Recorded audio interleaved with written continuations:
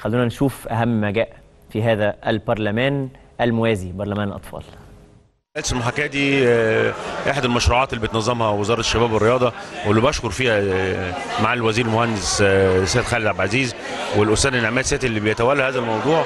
وفعلا هذا الموضوع جنى ثماره اليوم، وشفنا مدى الثقافة ومدى الشفافية والاسئله المباشره الايجابيه اللي من الشباب والبنات، وشفنا ازاي الولاد والشباب تعاملوا مع المجلس وتعاملوا مع القيادات التنفيذيه، وكان في روح من الادب والاحترام الى جانب الجديه في الاسئله، وده اللي اثنى عليه سيد المحافظ. وفعلا اثنى وقال المحافظه الغربيه من افضل المحافظات في ثقافه الشباب.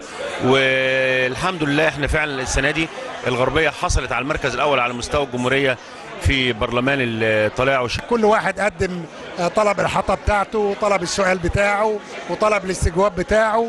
أنا رديت على اللي يعنيني، والسيد مساعد وزير الداخلية رد على اللي يعنيه، والسادة وكلاء الوزارة كلهم ردوا على اللي بيعنيهم. وكانت حاجة جميلة فعلا، عرضوا كل مشاكلهم في الصحة وفي الصرف وفي التعليم وفي مراكز الشباب وفي الطرق وفي المرور وفي كل المشاكل اللي موجودة اللي بتعاني ليهم، رفعوها فعلا.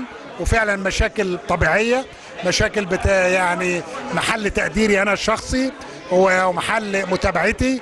فأنا وعدتهم وأنا رديت عليهم كلهم، بجانب رد السيد وكيل الوزارة المختص.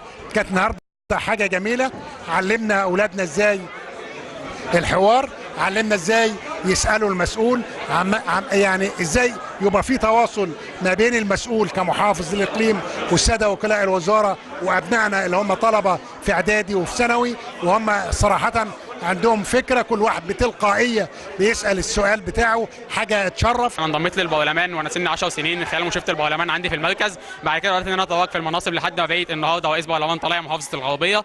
طبعا البرلمان طلائع الغربيه بيشكل من 150 عضو، ال 150 عضو دول بيتم تشكيلهم او بيتم اختيارهم من كل الادارات الموجوده جوه المحافظه. احنا عندنا جوه المحافظه 10 ادارات، من كل اداره موجود عندي 15 عضو، يبقى العدد الموجود عندي 150 عضو. ال 150 عضو بيتم اعدادهم وبيتم عمل دورات ليهم زي ما احنا عرضنا في اول الجلسه. تم عمل دورات تنشئه وطنيه، عمل دورات توعيه سياسيه، بيتم على طول عمل ورش عمل على وسائل الرقابه البرلمانيه وادوات العمل البرلماني. فبالتالي احنا عندنا 150 عضو مؤهلين ان هم يكونوا اعضاء مجلس نواب في المستقبل ان شاء الله. البرلمان علمني ازاي ان انا وقفت النهارده وقدمت الاستجواب كويس، علمني ازاي ان انا اقف قدام الناس دي كلها واعبر عن رايي ومشاكلي، ازاي يبقى ليا الدور الفعال ان انا اقدر بيه احل مشكله في بلدي او قريتي.